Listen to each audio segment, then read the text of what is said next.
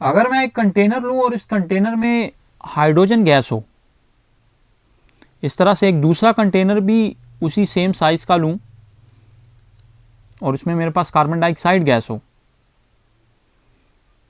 और उसके साथ साथ मैं टम्परेचर और प्रेशर जो है उसको भी सेम रखूं, और दोनों कंटेनर्स का वॉल्यूम जो है वो हमारे पास 1 लीटर हो, इस कंटेनर का वॉल्यूम भी 1 लीटर हो और इस दूसरे कंटेनर का वॉल्यूम भी 1 लीटर हो। सो मेरा आपसे ये सवाल है कि क्या दोनों कंटेनर्स में मॉलिक्यूल्स की तादाद सेम होगी? मतलब यहां पर जितने हाइड्रोजन होंगे, क्या इस दूसरे कंटेनर में भी उतने ही कार्बन डाइऑक्साइड्स हैं? कार्बन डाइऑक्साइड्स के गैस मॉलिक्यूल्स उतने ही हैं जितने यहाँ पे हाइड्रोजन गैस के मॉलिक्यूल्स हैं? वेल, आप लोग आंसर करोगे कि सर यहाँ पे कार्बन डाइऑक्साइड का साइज जो है वो ज़्यादा होता है एज़ कम्पेयर टू हाइड्रोजन के। सो दोनों में तादाद सेम कैसे हो सकती है?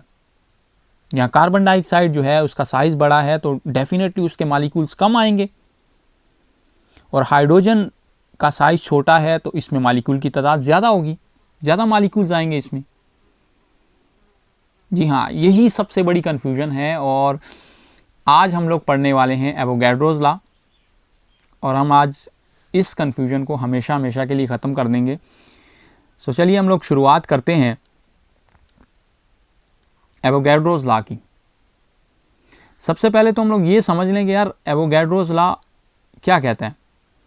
देखें यार, एवोगैड्रो लॉ हमें ये कहता है कि अगर आप इक्वल वॉल्यूम्स ले लो तमाम गैसेस के at same temperature and pressure, तो उनमें जो मॉलिक्यूल्स की तादाद होती है वो हमेशा सेम रहती है, बशर्त ये कि आप लोग टेम्परेचर और प्रेशर के साथ कोई छेड़खानी ना करो। तो इस तरह से हमारे पास जो है वो, अगर मैं आपको ये आसान एग्जांपल में इस बात को समझाना चाहूँ तो देखें यार, हमारे पास जो है ये बैलून्स हैं, ओके। तो इन बैलून्स में हम लोगों ने जो है वो हीलियम गैस ली है, ऑक्सीजन गैस ली है, और यहाँ पे वाटर गैस फॉर्म में ली है, और अमोनिया जो है वो गैस फॉर्म में ली है, ओके। हमने टम्परेचर जो है यहाँ पे इनको सेम टम्परेचर में इनको रखा गया है, जो कि है हमारे पास 0 डिग्री, और प्रेशर यहाँ पे कितना है जी 1 एटीएम, 1 एटमॉस्फेरिक प्रेशर यहाँ पे हम लोगों ने लिया है, राइट। और सबका वॉल्यूम भी सेम है, तो क्या इन सब में पार्टिकल्स की तादाद जो होगी वो हमारे पास क्या होगी, वो सेम होगी? तो यार देखें, हम इस बात को ऐसे समझते हैं कि यार आप मान लो गैस के जो ज़र्रात होते हैं ना, इनके दरमियान बहुत ज़्यादा खाली जगह होती हैं। ज़र्रात खुद बड़े छोटे होते हैं लेकिन इनके दरमियान फासला बहुत ज़्यादा होता है। वॉल्यूम जो होता है असल में ये खाली जगह की वजह से बनता है। मॉलिक्यूल का वॉल्यूम जो है वो ज़्यादा फ़र्क नहीं डालता, राइट। तो अगर हम इतने डीएम क्यूब वॉल्यूम ले लें और उसमें गैस के पार्टिकल्स ले लें, मतलब यहाँ पे हम लोग डिफरेंट गैस ले लें, यहाँ पे डिफरेंट गैस ले लें, यहाँ पे डिफरेंट गैस, और इस फोर्थ वाले बैलून में डिफरेंट गैस ले लें, तो यार मॉलिक्यूल का अपना वॉल्यूम जो होता है वो इतना नहीं होता कि वो कोई इफेक्ट डाले और उसकी वजह से जो है वो पार्टिकल्स कम या ज़्यादा हो जाएं साइज़ की वजह से, राइट।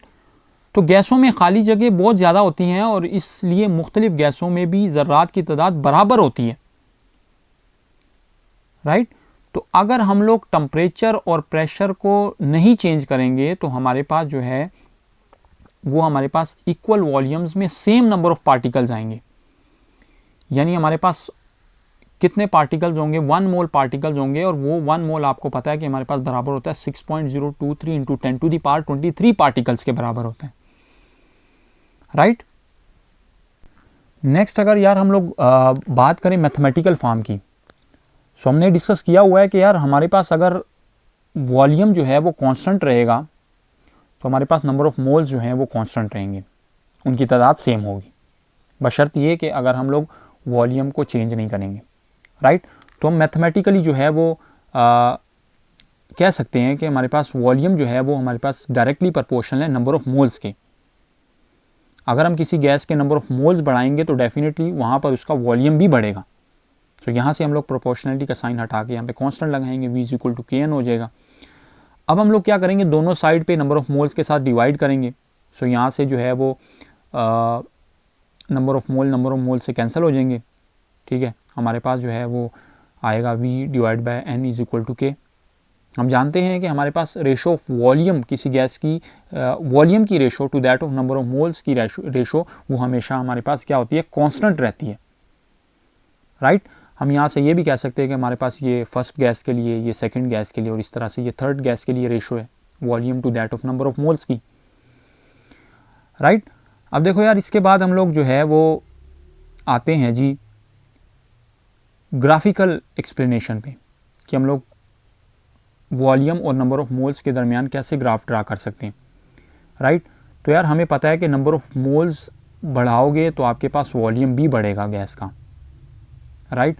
सो इस तरह से जो हमारे पास ग्राफ बनेगा between number of moles and volume of a gas, that will be absolutely straight line, right. तो हमारे पास इस तरह से स्ट्रेट लाइन का ग्राफ बनेगा, ठीक है, क्योंकि दोनों जो है हमारे पास वो एक दूसरे, नंबर ऑफ मोल्स और वॉल्यूम जो है वो एक दूसरे के डायरेक्टली प्रोपोर्शनल हैं।